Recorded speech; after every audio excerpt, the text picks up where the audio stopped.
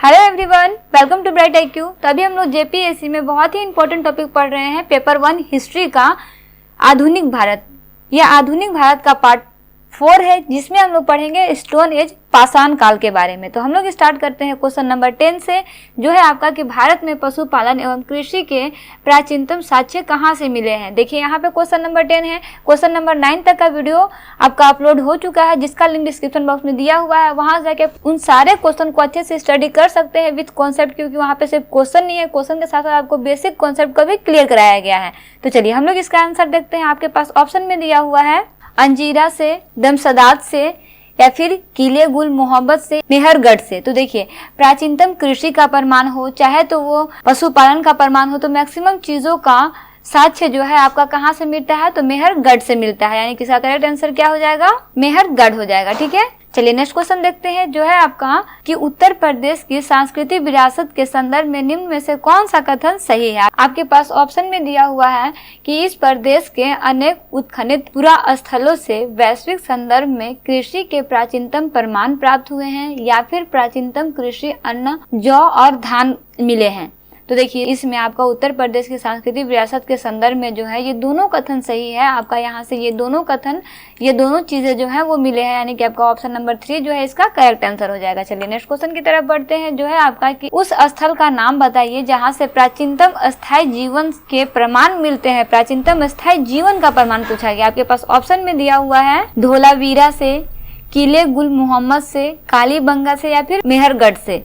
तो देखिए इसके लिए आपको कुछ चीज़ों को समझना बहुत ज़्यादा जरूरी है। जैसे अगर हम लोग बात करते हैं किले गुल मोहम्मद की, तो किले गुल मोहम्मद जो है ये आपका बलूचिस्तान में है, और यहाँ से 4000 ईसा पूर्व के मानव के प्रमाण मिलते हैं। ठीक है, लेकिन अस्थायी रूप से जीवन का प्रमाण जो है वो आपका पाषाण काल, मध्य पाषाण काल, नव पाषाण काल, ताम्र पाषाण काल, काशी योगिनी, सिंह घाटी, इंडस वैली, हड़प्पा, हर चीजों का प्रमाण जो है वो आपका मिलता है मेहरगढ़ में। ठीक है, तो ये आपको याद रखना है। इसका प्रमाण जो है आपका 7000 ईसा पूर्व का है, यानी कि इसका करेक्ट आंसर आपका क्या हो जाएगा, मेहरगढ़। मेहरगढ़ और किस में था आपका, यहाँ से आपका कृषि का भी साक्ष्य मिले हैं एवं पशुपालन की भी साक्ष्य मिले हैं। ये सारी चीजें कहाँ से मिली है, मेहरगढ़ से। साथ ही साथ इसमें पाषाण काल को देखते हैं, मध्य पाषाण काल, नव पाषाण काल, ताम्र पाषाण काल, कांस्य योगिनी, सिंह घाटी, या फिर इंडस वैली, हड़प्पा के बारे में सभी का प्रमाण जो है वो कहाँ से मिलता है, मेहरगढ़ से मिलता है। ये आपको याद रखना है, आपका बहुत ही इंपॉर्टेंट टॉपिक है, कह सकते हो बहुत ही इंपॉर्टेंट क्वेश्चन है। चलिए नेक्स्ट क्वेश्चन की तरफ बढ़ते हैं। नेक्स्ट क्वेश्चन है आपका कि निम्नलिखित में से किस स्थान से मध्य पाषाण काल में पशुपालक के प्रमाण मिलते हैं, यानी कि पशुपालन का प्रमाण कब मिलता है, आपको उस काल का समय बताना है। आपके पास ऑप्शन में दिया हुआ है औदे, बोरी, बागोर, या फिर लखनिया। तो देखिए हम लोग अगर स्थान की बात करते हैं बागोर का, तो बागोर आपका राजस्थान में स्थित है, गढ़ MP में। अगर वहीं हम लोग मेहरगढ़ की बात करते हैं, तो मेहरगढ़ में 7000 ईसा पूर्व का पशुपालन का प्रमाण मिलता है। वहीं अगर लहुरा देव की बात करें, तो यहाँ से 9000 ईसा पूर्व का कृषि का प्रमाण मिलता है। आपके पास क्या पूछा गया है, मध्य पाषाण काल में पशुपालन का प्रमाण, तो वो आपका मिलता है बागोर राजस्थान से। ये आपको याद रखना है। ठीक है, चलिए नेक्स्ट क्वेश्चन की तरफ बढ़ते हैं, जो है आपका कि निम्न में से किसको चालकोलिथिक युग भी कहा जाता है, यानी कि कौन सा युग ऐसा युग है जिसको चालकोलिथिक युग के भी नाम से जाना जाता है। आपके पास ऑप्शन में दिया हुआ है पुरा पाषाण काल, नव पाषाण काल, ताम्र पाषाण काल, या फिर लौह युग। तो देखिए अगर हम लोग ताम्र पाषाण काल की बात करते हैं, तो ताम्र पाषाण काल को नव पाषाण काल भी कहा जाता है, क्योंकि इस समय तांबे की खोज हुई थी। साथ ही साथ नव पाषाण काल का अंत भी, अंतिम दौर भी चल रहा था। इसी के साथ साथ सिंधु घाटी सभ्यता का भी विकास हुआ था, जिसके कारण सिंधु घाटी सभ्यता में ज्यादातर शहर भी विकसित हुए, उद्योग भी विकसित हुआ, धीरे धीरे करके वहाँ पे डेवलपमेंट जो है वो चलने लगा। ओवरऑल मिला के का आंसर क्या हो जाएगा कि चालकोलिथिक युग को ताम्र पाषाण काल के नाम से भी जाना जाता है, क्योंकि उस समय तांबे की खोज हो चुकी थी। ठीक है, चलिए नेक्स्ट क्वेश्चन देखते हैं, जो है आपका कि निम्न में से किस एक पूरा स्थल से पाषाण संस्कृति से लेकर हड़प्पा सभ्यता तक के सांस्कृतिक अवशेष जो है वो प्राप्त हुए हैं। आपके पास ऑप्शन में दिया हुआ है आमरी से, मेहरगढ़ से, कोटदीजी से, या फिर कालीबंगा से। तो इसका भी करेक्ट आंसर आपका क्या हो जाएगा, मेहरगढ़ से। देखिए इससे रिलेटेड ना आपका बहुत सारा टॉपिक है, इसलिए आपको ये टॉपिक को नहीं भूलना है, इसे आपको अच्छे से याद रखना है। चलिए नेक्स्ट क्वेश्चन देखते हैं, जो आपका कि नवादा, यहाँ पे व छूट गया ना, बेसिकली व होता है, ठीक है।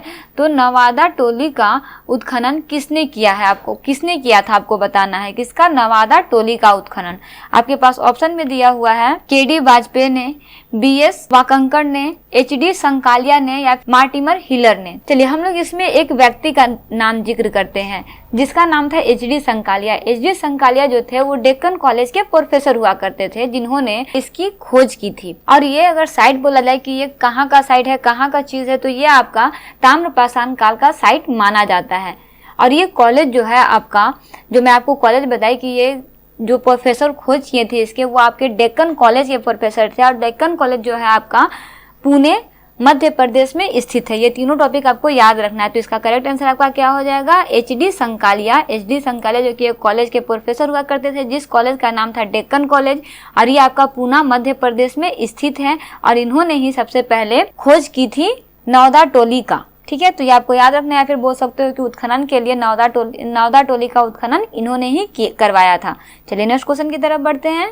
नेक्स्ट क्वेश्चन है आपका कि बृहद पाषाण स्मारकों की पहचान कैसे की गई है, यानी कि आपको इसकी पहचान के बारे में बताना है कि इसका पहचान किस तरह से किया गया है। आपके पास ऑप्शन में दिया हुआ है सन्यासी गुफाओं के बारे में, मृतकों को दफनाने के स्थान के रूप में, या फिर मंदिर के रूप में, या फिर उपरोक्त में से कोई नहीं। तो देखिए अगर हम लोग यहाँ पे एक काल के बारे में बात करते हैं, जैसे अगर हम लोग काल को देखते हैं तो वो आपका काल है नवपाषाण काल का। नवपाषाण काल के समय में क्या हुआ था कि शवों को दफनाने की परंपरा जो थी वो शुरू हो गई थी। इसके लिए बड़े बड़े पत्थरों का प्रयोग किया जाता था। इसी परंपरा को हम लोग बृहद पाषाण के नाम से जानते हैं। यानी कि आपका करेक्ट आंसर इसका क्या हो जाएगा कि मृतकों को दफनाने के स्थान के रूप में बृहद पाषाण काल को जाना जाता है। चलिए नेक्स्ट क्वेश्चन देखते हैं, जो है आपका कि राख का टीला निम्न में से किस नवपाषाण कालीन स्थल से संबंधित है। यानी कि कहीं पे राख का टीला मिला हुआ है और इसमें से आपके पास ऑप्शन जो दिए हुए हैं उन ऑप्शन में से आपको बताना है कि वो जगह कौन सा जगह था। तो देखिए अगर हम लोग यहाँ पे ऑप्शन में देखते हैं तो आपके ऑप्शन में दिया हुआ है बुधिहाल से,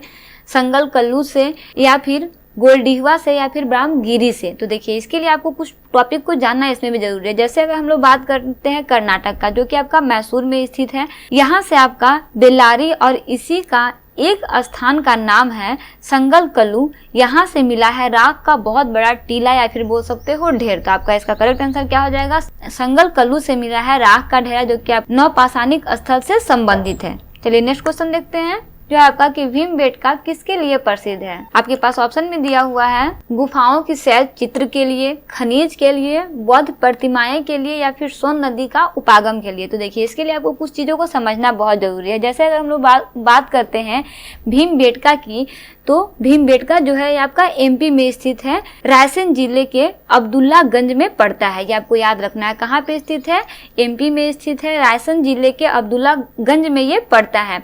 ये प्रागैतिहासिक काल से संबंधित चित्रों के लिए प्रचलित है। किस चीज के लिए प्रचलित है, तो प्रागैतिहासिक काल से संबंधित चित्रों के लिए प्रचलित है। और ये चित्र पत्थर पर बने होते थे, यानी इसको आप बेसिकली शैल चित्रकला भी कह सकते हैं। और ये शैल चित्रकला के लिए ही ज्यादातर प्रसिद्ध हुआ करते थे। कहा जाता है कि उस समय यहाँ से 500 से ज्यादा चित्र मिले हैं, और वो सारे चित्र जो होते थे वो बहुत अलग अलग प्रकार के जानवरों के होते थे। लाइक वो हाथी के हो सकते हैं, शेर के, बाघ वगैरह, जितने भी जानवर होते हैं उन सारे जानवरों का चित्र जो है वो गुफा के अंदर बना हुआ करता था। अगर इसकी खोजकर्ता की बात करें तो इसके खोजकर्ता जो है वो आपके विष्णुधर वाकनकर है, जिन्होंने 1957 ईस्वी में इसकी खोज की थी। तो ये आपको याद रखना है कि आपका भीमबेटका जो है वो प्रसिद्ध किसके लिए है, तो ये आपका गुफा में शैल चित्र के लिए प्रसिद्ध है। शैल चित्र में बहुत सारे जानवरों का चित्र बना हुआ है, गुफा के अंदर है। टोटल 500 के आसपास यहाँ पे चित्र बने हुए हैं। इसकी खोज करता है आपके विष्णु श्रीधर वाकणकर, जिन्होंने 1957 ईस्वी में इसकी खोज की थी। ये सारा टॉपिक आपको याद रखना है। ये सारा टॉपिक आपका एग्जाम पॉइंट ऑफ व्यू से बहुत ही इंपॉर्टेंट है। देखिए यहाँ पे आपको सिर्फ ऑब्जेक्टिव क्वेश्चन नहीं सॉल्व करना है, जितने भी मैक्सिमम इससे टॉपिक बन सकते हैं वो सारे टॉपिक को इसमें कवर किया गया है। ये सारा टॉपिक जो है आपका जेपीएससी प्रीलिम्स के लिए बहुत ही इंपॉर्टेंट है। तो सारे क्वेश्चन को अच्छे से स्टडी कीजिएगा। पहले का जितना भी कंटेंट बन चुका है उसका सारा लिंक डिस्क्रिप्शन बॉक्स में दिया हुआ है, वहां जाके आप संपूर्ण वीडियो को अच्छे से स्टडी कर सकते हैं। बेसिकली अगर जैसे जैसे मैं आपको टॉपिक खत्म कर रही हूँ उसका पूरा का पूरा कंप्लीट वीडियो जो है उसको अपलोड करने का कोशिश कर रही हूँ, तो उसे भी आप अच्छे से स्टडी करते रहिए। तो मिलते हैं नेक्स्ट वीडियो में एक इंपॉर्टेंट टॉपिक के साथ, क्योंकि अभी और भी लंबा टॉपिक ये बचा हुआ है, अभी इसमें और भी बहुत सारे क्वेश्चन बचे हुए हैं। तो मिलते हैं नेक्स्ट टॉपिक में। Thanks for watching, like share and subscribe bright IQ।